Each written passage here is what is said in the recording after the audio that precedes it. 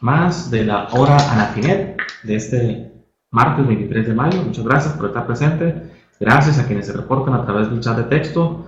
Aquí a mi paisana Chuyita de Ciudad de Obregón, Sonora.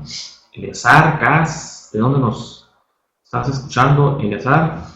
Silvia Rosales de la Ciudad de México. Buenas tardes, Silvia. Y rápido vamos a saludar a quienes están conectados el día de hoy, que son Angélica. ¿De dónde nos escuchas, Angélica? Gracias, Silvia. Muchas gracias. Betty de La Piedad, Michoacán. Bueno, Chuyita, la saludamos, nuestra paisana de acá de Sonora. Eleazar, que nos saludó aquí por el chat de texto. ¿De dónde nos escuchas, Eleazar? Manuel, Estado de México. Fernando de Isla Veracruz. HCMM69. ¿De dónde nos escuchas? Manuel de la Ciudad de México. Ramón de Alvarado de Veracruz. Silvia Rosales también de la Ciudad de México. Y Víctor Macario de Chiapas. Un saludo a todos ustedes. Gracias por estar conectados en nuestra aula virtual para atender a un programa de la hora Anafinet. Vamos a continuar con la serie de programas que tenemos ya varios programas durante el año 2017 con referencia a la resolución miscelánea fiscal de este año, repasando algunas de las principales reglas que ya sea que se han estado publicando año con año y algunas nuevas para este 2017, con la finalidad de tenerlas presentes, tener fresca esta información, en muchos casos de repente alguna consulta, algún cliente o si trabajamos para alguna empresa, pues también se puede necesitar tener esta información a la mano, tenerla fresca. Ay, perdón, pero me dieron ganas de estornudar. Perdón. Pero vamos a arrancar con el tema de hoy. Voy a compartir escritorio para que puedan ver qué es la presentación.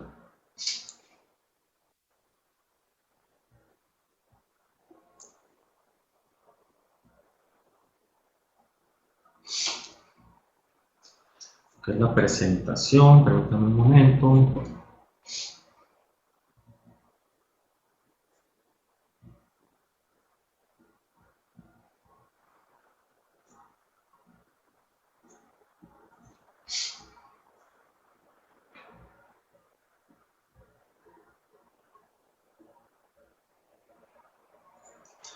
Vamos a compartir la modalidad de competitorio aquí en el aula Anafinet. Para continuar donde nos quedamos el programa anterior.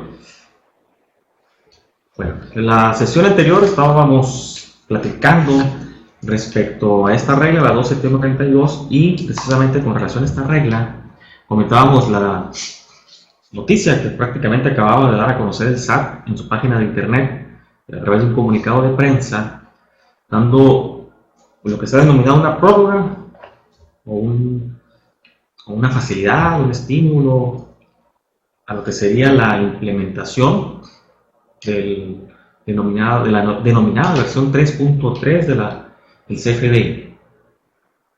Dicha versión, que inicialmente tenía una entrada en vigor a partir del 1 de julio, a través de un comunicado de prensa de la autoridad del SAT, nos informa que la obligación se va a prorrogar hasta el 1 de diciembre y del 1 de julio al 30 de noviembre habrá un periodo denominado de convivencia entre las dos versiones, la 3.2, que es la que utilizamos actualmente, y la 3.3, que será la nueva versión, que como ya se ha platicado en otros programas aquí con otros compañeros de la aula virtual Anafinet, tiene algunas modificaciones muy significativas la versión 3.3 con respecto a la actual 3.2, con nuevos catálogos, nueva información que tendremos que considerar para el llenado del CFDI que emitamos y también para los CFDI que recibamos.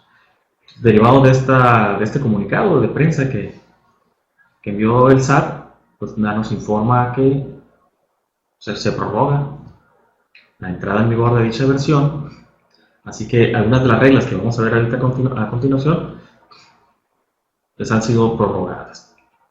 Esta regla, la 27132, lo comentábamos en la sesión anterior, ha creado bastante controversia, sobre todo en el llenado de los CFDI, controversia entre quien lo emite y quien lo recibe, por el famoso catálogo de métodos de pago, ¿sí? Y la opción, la que se denomina la opción NA, lo que en un principio el NA significaba no aplica,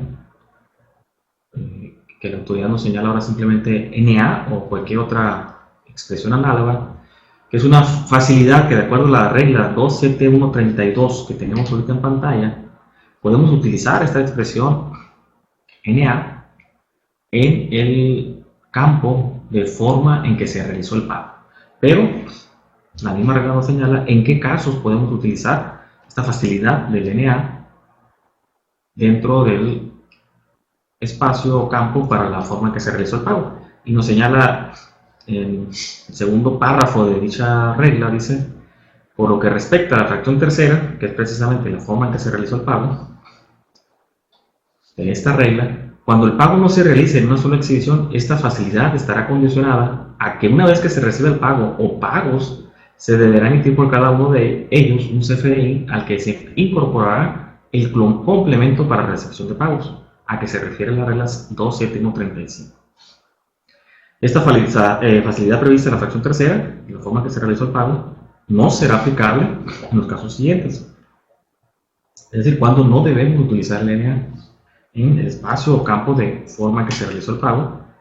Dice el inciso A, en las operaciones a que se refiere la regla 33137, que es cuando se realizan operaciones a través de los denominados movimientos a través de teléfonos celulares. B, cuando la contraprestación se pague en una sola exhibición en el momento en que se expida el CFDI o haya sido pagada antes de la expedición del mismo. Esto significa que si cuando elaboramos el CFDI no conocemos la forma de pago porque no ha sido pagada, no ha sido pagado el CFDI, no debemos incorporar en el campo de forma en que se realizó el pago alguna de las claves que contiene el catálogo de métodos de pago. Y le digo que se ha creado controversia entre el emisor y el receptor porque es muy común que el receptor solicite a quien le va a emitir el CFDI que aun y cuando no le esté pagando en el momento en que está solicitando el CFDI, haberlo pagado con anterioridad, el receptor o cliente solicita que se incorpore el método de pago con la justificación de que siempre paga de la misma forma, ya sea con cheque, transferencia o en efectivo. Y solicita al emisor que le incluya el método de pago, una de las claves del método de pago, que de acuerdo a esta regla no sería correcto y que incluso en lo que se denomina las preguntas frecuentes por parte en la página del SAT señala el criterio de la autoridad es que factura o CFDI al que se le incorpore alguna de las claves del método de pago en el espacio respectivo, aun y cuando no haya sido pagada, para efectos de la autoridad se considerará que ha sido pagada. Entonces eso puede tener repercusiones en caso de personas físicas para ISR y para personas morales y personas físicas para IVA. Así que hay que tener cuidado, ¿no? Aquí no siempre vamos a poder aplicar lo de que el cliente lo que pida o el cliente siempre tiene la razón, porque si consideramos o si incorporamos un método de pago no habiendo sido cubierta la factura del CFDI en el momento en que se está expidiendo o antes, se va a considerar por parte de la autoridad que el CFDI ha sido pagado. Y tal vez, si el pago no lo realiza en el mismo mes, pues no tengamos ningún problema. Pero si se da el paso de un mes a otro, ahí ya podríamos tener un problema en lo que es el cálculo del IVA. Así que, recomendación, no incorporemos métodos de pago si el CFDI no ha sido cubierto.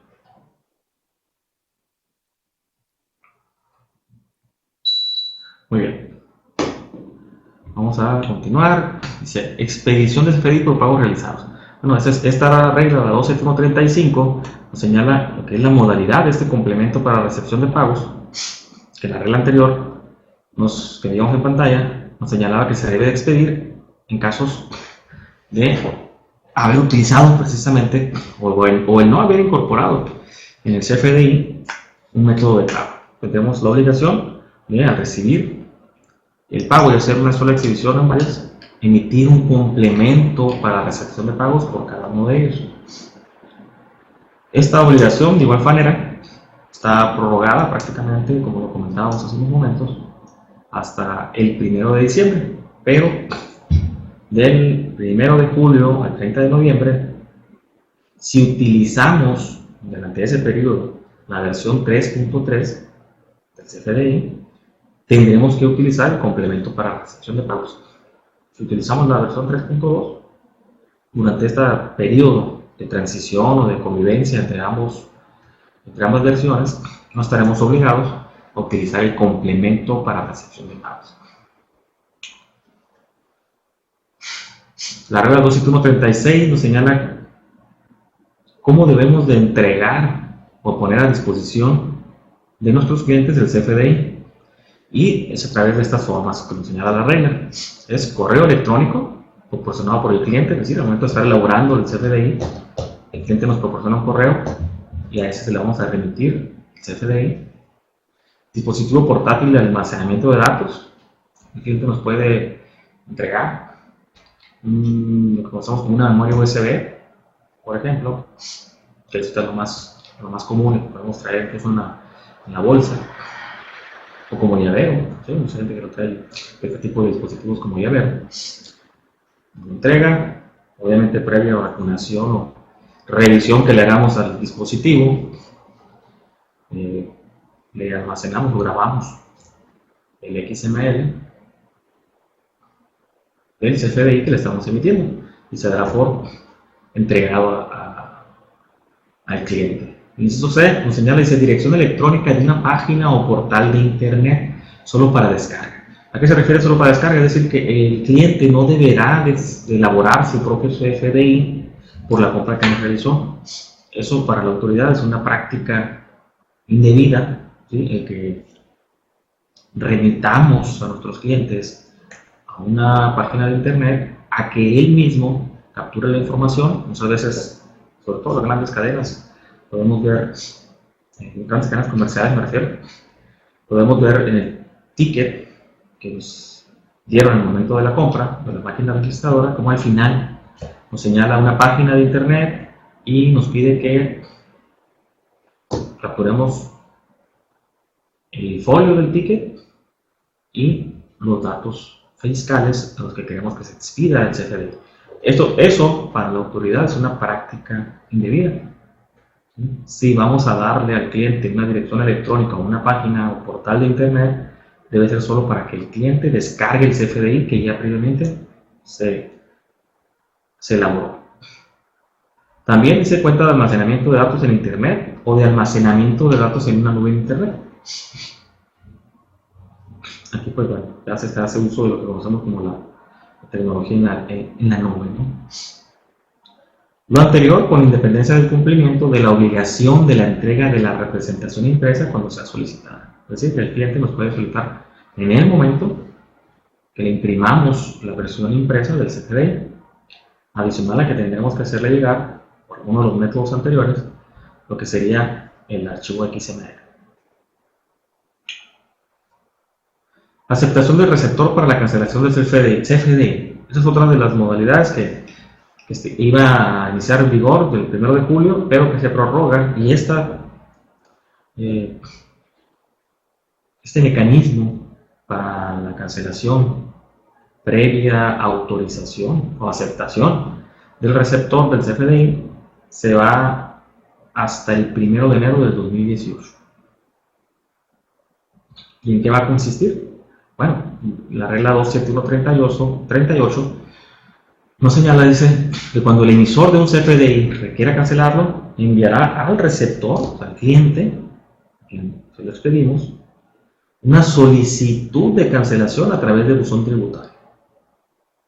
El receptor del comprobante fiscal deberá manifestar a través del mismo medio, ¿sí? A través del buzón tributario, a más tardar dentro de las 72 horas siguientes, contadas a partir de la recepción de la solicitud de cancelación, la aceptación o negación de la cancelación del CFDI. Es decir, el cliente puede negarse a la solicitud que estamos enviándole o haciéndole llegar de cancelación del CFDI que le emitimos. En su caso, el SAT considerará que el receptor acepta la cancelación del CFDI si transcurrido el plazo a que se refiere el párrafo anterior, es decir, las 72 horas, no realiza manifestación alguna. Prácticamente se va a dar lo que se conoce como una positiva ficta, ¿no? O sea, no negativa ficta, sino que será una aceptación de la cancelación si no contesta dentro del plazo de 72 horas. Obviamente para esto, pues el receptor del CFDI que se está solicitando su cancelación, este receptor deberá tener su buzón electrónico, su buzón tributario.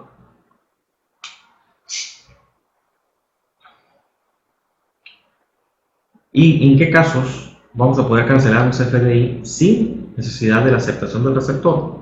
Eso nos lo señala la regla 2.739 y son aquellos casos en los que, de acuerdo al inciso A, los CFDI amparan ingresos por un monto de hasta 5,000 pesos. Es decir, que si el CFDI es menor a 5,000 pesos, no vamos a requerir la aceptación del receptor para su cancelación.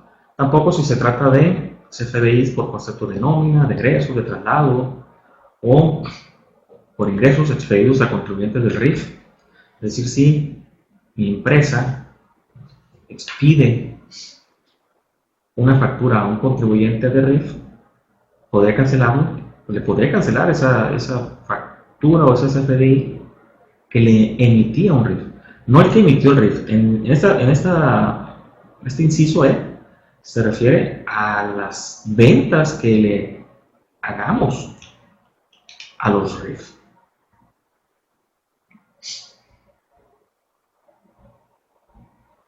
También, de acuerdo al inciso F, dice emitidos a través de la herramienta electrónica de mis cuentas en el aplicativo Factura Fácil. Es decir, aquellos CFDI que se emitan a través de mis cuentas, no se requerirá aceptación del receptor para su cancelación. Que de aquí puede poner esto en ventaja a quienes utilizan este sistema para cancelar CFDIs. ¿Cuándo se puede necesitar la cancelación del CFDI? Bueno, si no me lo han pagado. Hay quienes aplican esa presión o estrategia para presionar por el pago. Bueno, si después de cierto periodo de tiempo no me has pagado el CFDI que te emití, te lo voy a cancelar. Que cuando entre en vigor esta disposición, la regla 2.739, que será a partir del 1 de enero de 2018, pues no va a ser posible, a menos que se trate de alguna de las CFDI que entren en alguno de los incisos que estamos viendo, o que se haya emitido a través de la herramienta electrónica de mis cuentas. Ahí se podrán cancelar sin ningún problema. También se podrán cancelar aquellos que amparen retenciones e información de pagos expedidos en operaciones realizadas con el público en general, de conformidad con la regla 27124, que es lo que conocemos como el CFDI global por operaciones con público en general, los emitidos a residentes en el extranjero, o el inciso J nos señala que cuando la cancelación se realice dentro de las 72 horas inmediatas siguientes a su expedición, en este caso sin importar el monto del CFDI, podrá ser cancelado dentro de este periodo de tiempo, 72 horas. Expedición del CFDI por concepto de nómina y otras retenciones. La regla 27151 nos señala qué plazo tenemos para expedir el CFDI de nómina a nuestros trabajadores dependiendo del número precisamente de trabajadores o asimilados a salarios a que les hayamos realizado el pago. De 1 a 50, pues tenemos 3 días hábiles posteriores al pago que le hemos realizado. De 51 a 100, 5 días. De 100 a 100, de 101 a 300, 7 días. De 301 a 509 y más de 500, 11 días. También tenemos la posibilidad de expedir un solo CFDI al mes.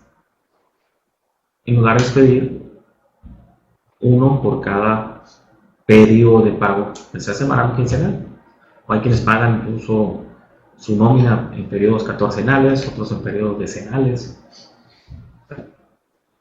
Sin importar la periodicidad con la que paguemos a nuestros trabajadores, tenemos la opción de efectuar un solo CFDI, pero que tendrá un complemento por cada periodo de pago que integre dicho CFDI mensual. Continuamos, dice, entrega del CFDI por concepto de nómina. Bueno, la regla 2752 nos señala cómo debemos de entregar o poner a disposición de nuestros trabajadores el CFDI por concepto de nómina.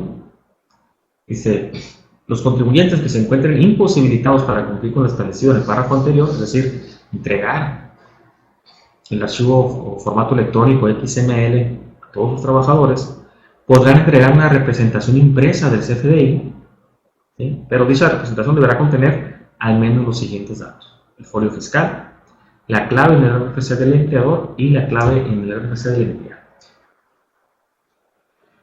También señala, el siguiente párrafo dice, los contribuyentes que pongan a disposición de sus trabajadores una página o dirección electrónica que les permita obtener la representación impresa del CFDI, tendrá por cumplida la entrega de los mismos. También se podrán entregar a sus trabajadores las representaciones impresas del CFDI de forma semestral, dentro del mes inmediato posterior al término de cada semestre. Es como les podemos cumplir con la obligación de entregar a nuestros trabajadores el CFDI por concepto de nómina.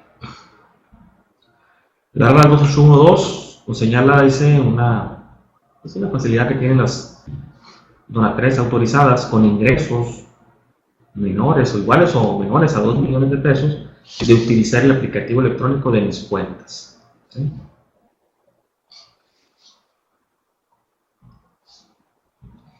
Es importante, es una facilidad que tienen este tipo de organismos, donatrices autorizadas, para facilitarles el control de su contabilidad.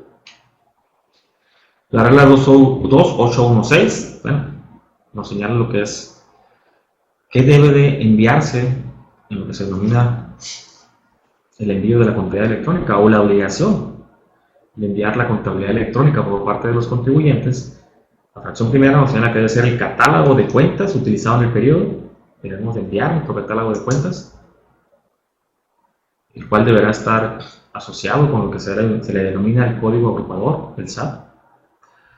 El inciso 2, mejor dicho, la fracción 2, nos señala que también deberá enviarse, dice, la balanza de comprobación que incluya saldos iniciales, el movimiento del periodo y los saldos finales. Y 3, las pólizas de los auxiliares de cuenta de nivel o mayor.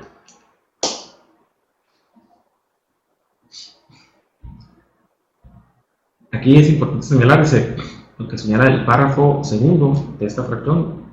En cada póliza se deben distinguir los folios fiscales de los comprobantes fiscales que soporten la operación, permitiendo identificar la forma de pago, las distintas contribuciones, tasas y cuotas.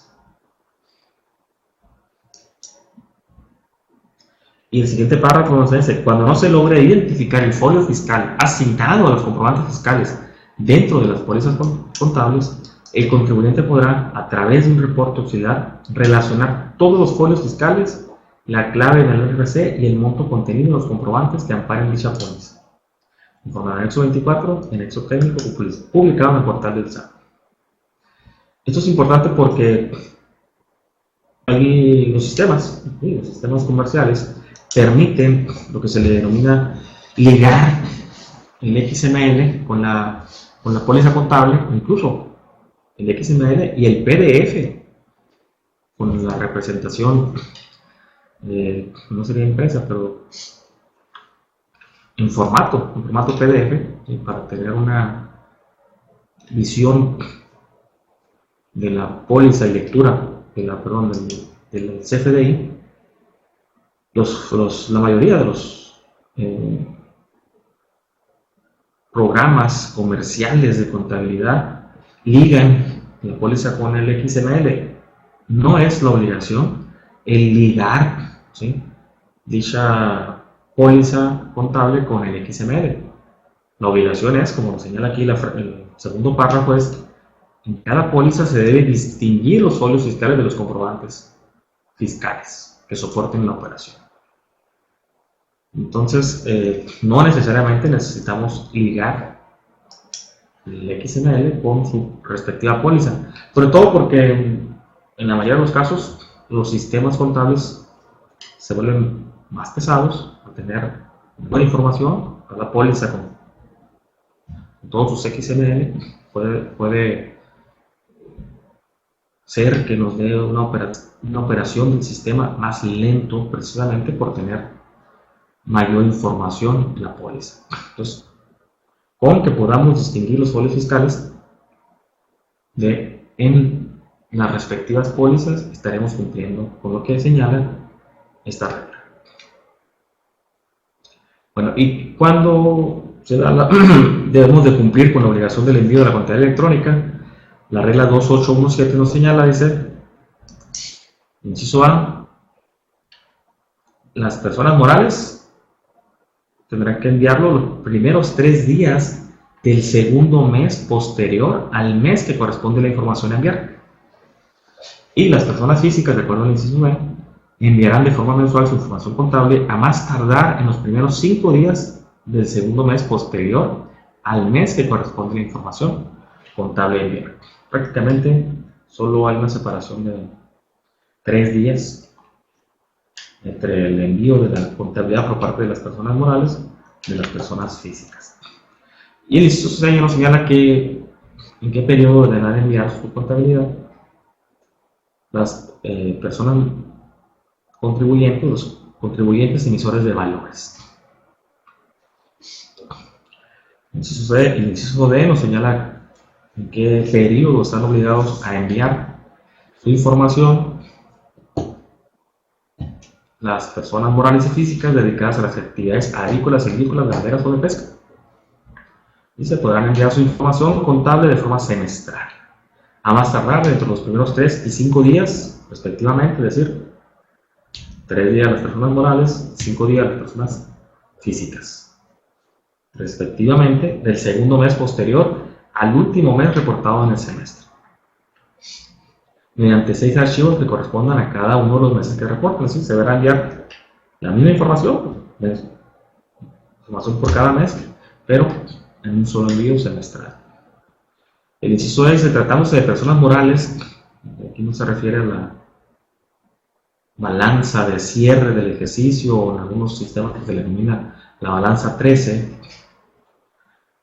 Tratándose de personas morales, señala el archivo correspondiente a la balanza de comprobación ajustada al cierre del ejercicio se enviará más tardar el día 20 de abril del año siguiente al ejercicio que corresponda.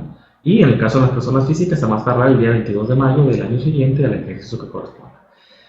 Hoy es 23, ¿verdad? Entonces el día de ayer se debió haber enviado por parte de las personas físicas lo que se conoce como la balanza de comprobación ajustada por el cierre del ejercicio, o que en algunos sistemas se les llama la balanza 3.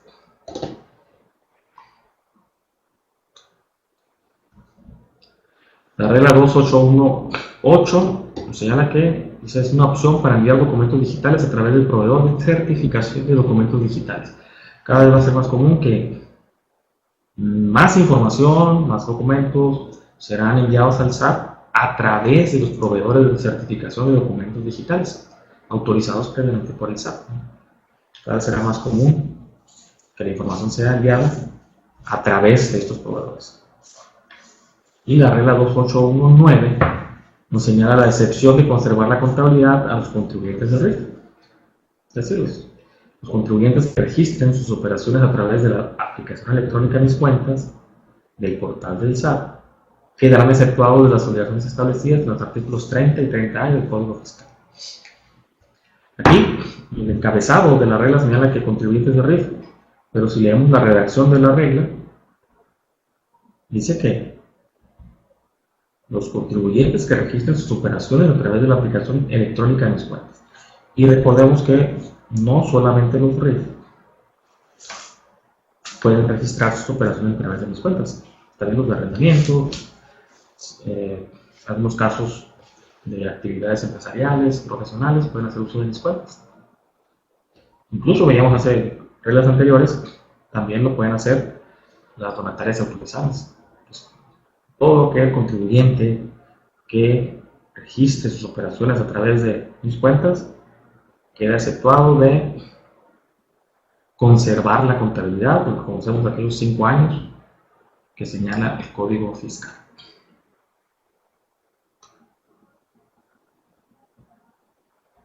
Muy bien, la regla 28111 nos señala que, bueno, cómo vamos a cumplir con la disposición de entregar contabilidad en medios electrónicos a requerimiento de la autoridad.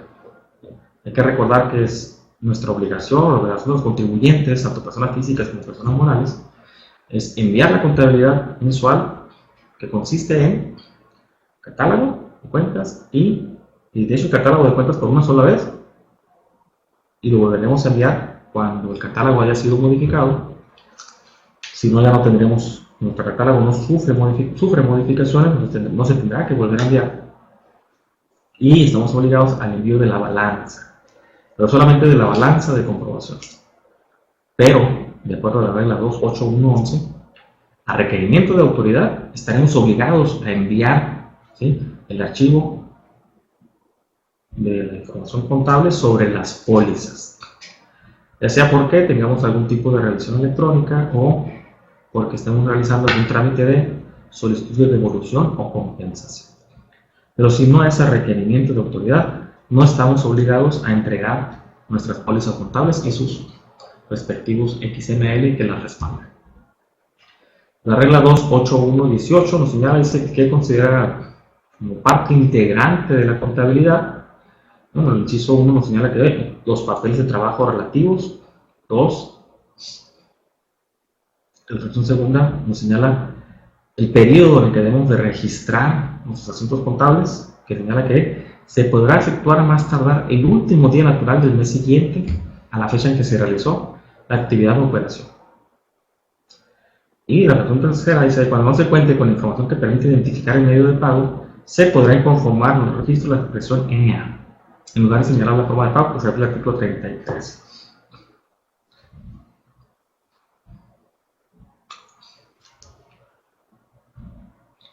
La regla 28131 nos señala, dice, opción de pago de ISR correspondiente al ejercicio fiscal de 2015. Y la misma autoridad nos podrá realizar un cálculo del impuesto sobre la renta que no se haya declarado, ¿sí?, por el contribuyente, de acuerdo a los ingresos que la misma autoridad haya detectado que no han sido declarados, y nos enviará una propuesta de pago, que incluso podrá ser liquidada en una sola exhibición o en 6 parcialidades mensuales y sucesivas. Este tipo de opción de pago de ISR, ya la autoridad ha estado enviando a diversos contribuyentes esta propuesta de pago, que pues ya el contribuyente decidirá si la acepta o no. Y la regla 28135, pues esta regla la podemos ver cuando se estuvo presentando las declaraciones anuales de personas físicas, de salarios, asimilados a salarios, como esos contribuyentes ya tenían una declaración prellenada con los datos que el retenedor que pagó sus salarios por los asimilados a salario envió a través de la declaración informativa que debió haber presentado en febrero. Bueno, esta información, a través de esta declaración, el SAT tenía ya una declaración anual prellenada para los contribuyentes de salarios, asimilados a salarios, donde prácticamente el contribuyente ya solo aceptaba o, en su caso, si consideraba que tenía que tener alguna modificación, pues la realizaba. Incluso, en la mayoría de los casos, pues ya hasta las comprobantes de deducciones personales ya estaban considerados dentro de esta declaración anual prellenada. Pero siempre se le recomendaba al contribuyente verificar que los comprobantes que la autoridad le estaba contemplando como deducciones personales en esta declaración anual prellenada de salarios verificara si realmente estaban cumpliendo con los requisitos que establece la normatividad del SAT, porque pudiera ser el caso que aun y cuando estos comprobantes estuvieran considerados en esta declaración prellenada por parte de la autoridad como deducciones personales, posteriormente al envío de la declaración anual pudieran ser rechazadas porque les faltaba alguno de los requisitos para la respectiva o para ser considerada una deducción personal. Así que se podía dar ese caso así. Y algunas declaraciones anuales fueron rechazadas, incluso la devolución del saldo a favor de manera automática. Muy bien, vamos a dar por concluido hasta aquí por el día de hoy. Vamos a dejar de compartir el escritorio. Muy bien, bueno, vamos a concluir por el día de hoy este programa de la hora ANAFINET del día 23 de mayo. Muchas gracias por estar presentes. Un servidor, José de Jesús Ceballos Caballero, presidente nacional de ANAFINET, entiendo desde Hermosillo, Sonora. Les agradece haber estado pendientes de este programa y de las transmisiones que se dieron durante el día. Le agradezco como siempre a Santa el estar atenta a los controles dentro de la hora ANAFINET y de las transmisiones diarias de nuestra aula virtual. Los invito a que el día de mañana continúen estando atentos a los programas que transmitirán por todos nuestros socios de diversas partes del país. Gracias aquí a quienes estuvieron atentos por el chat de texto. Gracias, Hugo. Muchas gracias a Hugo de Guanajuato. Les recuerdo, a aquellos que no se han afiliado a ANAFINET, les recuerdo que lo pueden hacer, pueden acercarse con nuestra vocal de membresía, nuestra compañera Angélica Mata. Algunos de ustedes la deben de conocer porque tiene un programa aquí dentro del aula virtual. Se pueden acercar con ella, ver los requisitos para que se integren a nuestra agrupación, a ANAFINET. También lo pueden hacer a través de su representante, sea local o estatal de ANAFINET. Prácticamente en todos los estados de la República tenemos un representante.